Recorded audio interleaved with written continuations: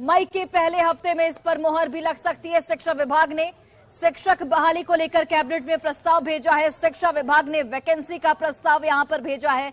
रिक्तियों का फाइनल प्रस्ताव शिक्षा विभाग की ओर से भेजा गया है। पद सृजित कर शिक्षक बहाली का ये प्रस्ताव है और मई के पहले हफ्ते इस पर मोहर लग सकती है। शिक्षक बहाली के प्रस्ताव पर मई के पहले हफ्ते मोहर लग सकती है। अगली कैबिनेट की बैठक में इस पर फैसला लिया जाएगा, मोहर लगाया जाएगा। 1,78,026 पदों पर बहाली निकाली गई है और कैबिनेट की मोहर लगते ही बीपीएससी को इसका पूरा ब्यौरा भेजा जाएगा। 10 मई तक ही बीपीएससी सिलेबस जारी कर देगा। सिलेबस से परीक्षा पैटर्न की यहां पर जानकारी मिलेगी। तो बड़ी जानकारी शिक्षक बहाली को लेकर शिक्षा विभाग ने कैबिनेट को प्रस्ताव भेजा है। शिक्षा विभाग ने वैकेंसी को लेकर यह प्रस्ताव भेजा है। रिक्तियों का फाइनल प्रस्ताव शिक्षा विभाग की ओर से भेजा गया है, जिसमें पद सृजित कर शिक्षक बहाली का प्रस्ताव रखा गया है। मई के पहले हफ्ते में यह बड़ी जानकारी है कि मई के पहले हफ्ते इस पर मोहर लग सकती है, यानी कि अगली कैबिनेट की बैठक जब भी होगी, मई के पहले हफ्ते की बात कही जा रही है, उस वक्त मोहर लग सकती है। 1,78,026 पदों पर बहाली निकाली गई है और कैबिनेट की मोहर लगते ही बीपीएससी को इसका पूरा ब्यौरा भेजा जाएगा। 10 मई तक ही बीपीएससी सिलेबस जारी कर देगा और सिलेबस से परीक्षा पैटर्न की जानकारी मिलेगी। कल ही हमने आपको बताया था कि जो सैलरी स्ट्रक्चर है वो भी जारी कर दिया गया है और सैलरी स्ट्रक्चर जारी होते ही अभ्यर्थियों का विरोध भी देखने को मिला। अभ्यर्थी लगातार इसका विरोध कर रहे हैं, लेकिन अब ये जानकारी निकलकर सामने आ रही है कि मई के पहले सप्ताह में कैबिनेट ने इस पर मोहर लगा सकती है। कैबिनेट की ओर पर इस पर मोहर लग सकता है। 10 मई तक बीपीएससी सिलेबस जारी करेगा और मई के आखिर तक विज्ञापन भी जारी हो जाएगा।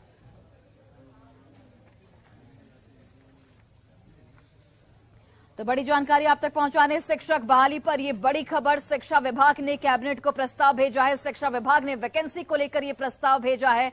रिक्तियों का फाइनल प्रस्ताव यहां पर भेजा गया है। पद सृजित कर शिक्षक बहाली का यह प्रस्ताव, जिसमें मई के पहले हफ्ते मोहर लगने की बात सामने आ रही है। शिक्षक बहाली के प्रस्ताव में मई के पहले हफ्ते पर मोहर लग सकती है। अगले कैबिनेट की बैठक जब भी होगी उस वक्त मोहर लगने की संभावना है। बता दें आपको कि 1,78,026 पदों पर बहाली निकाली गई है और कैबिनेट की मोहर लगते ही बीपीएससी को ब्यौरा भेजा जाएगा। सहयोगी रजनीश जुड़ चुके हैं। रजनीश, मई के पहले सप्ताह कैबिनेट में मोहर लग सकती है। कल ही आपने ये जानकारी दे दी थी और कल जो सैलरी स्ट्रक्चर जारी हुआ था उसके बाद भी विरोध देखने को मिला था, लेकिन अब ये बात साफ हो गई है कि अब कैबिनेट को यह प्रस्ताव भेजा जाएगा और मई के पहले हफ्ते इस पर मोहर भी लग जाएगी।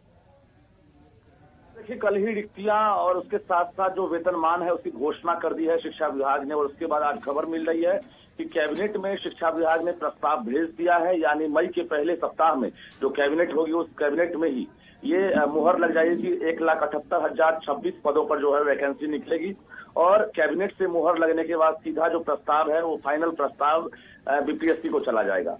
यानी बीपीएससी उसके बाद जो है मई के पहले सप्ताह में ही सिलेबस जारी करेगा। उसके बाद जो विज्ञापन का नोटिफिकेशन है वो मई के आखिरी सप्ताह में यानी 20 से लेकर 30 मई के बीच में कहा जा रहा है कि बीपीएससी जारी करेगा। कुल मिलाकर जो प्रारूप है, जो रूपरेखा है, उसको लेकर रणनीति बन रही है बीपीएससी के द्वारा।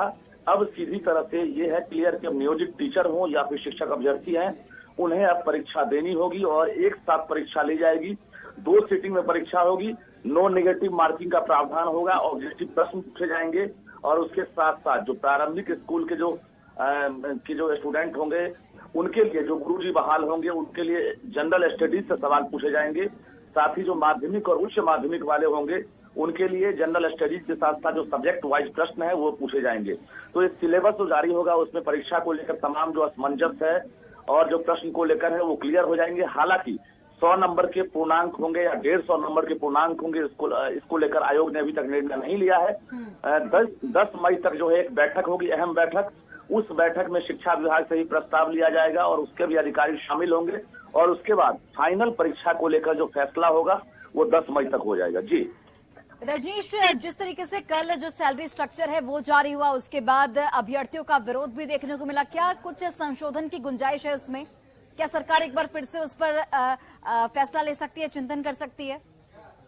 देखिए, बिल्कुल जो मूल वेतन है, मूल वेतन को सरकार ने कल जारी किया है और मूल वेतन के जरिए अगर देखा जाए तो 25,000 से लेकर 32,000 तक, यानी क्लास 1 से लेकर 12 तक के जो टीचर बहाल होंगे उनको 32,000 तक जो मूल वेतन है वो सरकार देगी। उसमें कितने खर्च होंगे वो भी सरकार ने ब्यौरा जारी किया है, लेकिन उसके बाद टीए डीए है, उसके साथ साथ बाकी जो अलाउंस है उसकी भी सुविधा है। तो कुल मिलाकर ये कहें कि विरोध लगातार जारी है, क्योंकि जो बीपीएससी के माध्यम से जो परीक्षा ली जाती है उसमें अभ्यर्थियों का आरोप है कि इतनी कम सैलरी पर कैसे बहाल होंगे हम लोग, और इससे बेहतर है कि नियोजित टीचर होते हुए हम लोग इतना पैसा उठा रहे हैं। तो शिक्षक हों या फिर जो अभ्यर्थी हैं वो नाराज हैं। हालांकि अभी जो भाकपा माले के विधायक हैं संदीप सौरभ, वो अभी अहम बैठक करेंगे। उसके बाद अभी 12 बजे तक अहम घोषणा भी होने वाली है कि आखिर सरकार की जो सहयोगी पार्टी है लेफ्ट, वो अभ्यर्थियों के साथ किस तरह की फैसला लेगी और उसके बाद क्या ऐलान किया जाएगा। जी बिल्कुल, चलिए रजनीश, आप नजर बनाकर रखिए। अपडेट के लिए आपके पास वापस लौटेंगे। बहुत बहुत धन्यवाद तमाम जानकारी हम तक पहुंचाने के लिए। तो ये बड़ी खबर, बड़ी जानकारी शिक्षक बहाली को लेकर आप तक पहुंचा रहे थे। कैबिनेट में मुहर इस पर लग सकती है, कैबिनेट में इसे लेकर प्रस्ताव भेजा जाएगा और कहा जा रहा है कि मई के पहले हफ्ते में इस पर मुहर लग सकती है। 10 मई को सिलेबस जारी होगा और सिलेबस में किस तरीके से परीक्षा का पैटर्न होगा उसकी जानकारी दी जाएगी।